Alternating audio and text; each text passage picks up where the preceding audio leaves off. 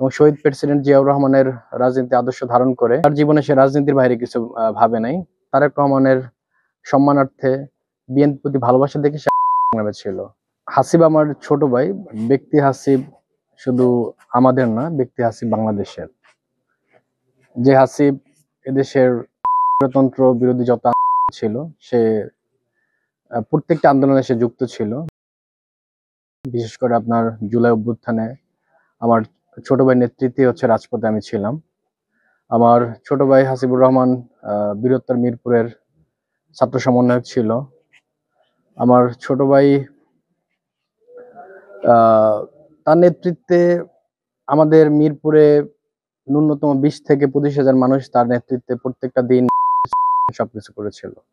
আমার ছোট ভাই চেয়েছিল যে আমাদের দ্বীপ জেলা ভোলাকে রিপ্রেজেন্ট করতে। হয়তো আল্লাহ তাআলা তাকে খুব তাড়াতাড়ি নিয়ে গেছে।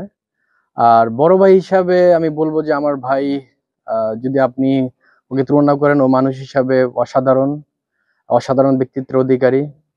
এদেশের ক্ষণজন্মা রাজনৈতিক ব্যক্তিত্ব।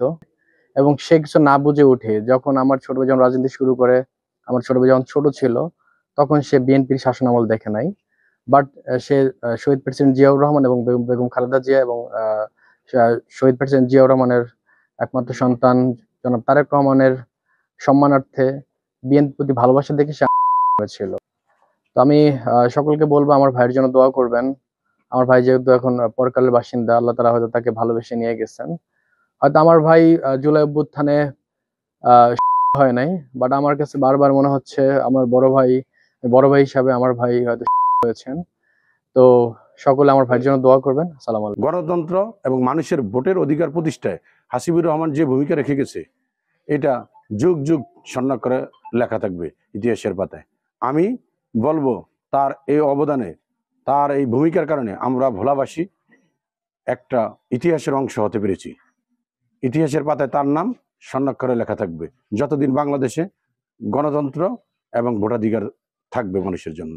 আমি বলবো বিগত সরকার হাসিবুর রহমানের যে ভূমিকা রয়েছে তা আমাদের কাছে স্মরণীয়, এবং আল্লাহ রাব্বুল আলামিন তাকে মর্যাদায় জান্নাতুল ফেরদাউস দাখিল করবে, এটাই আমি প্রত্যাশা করি।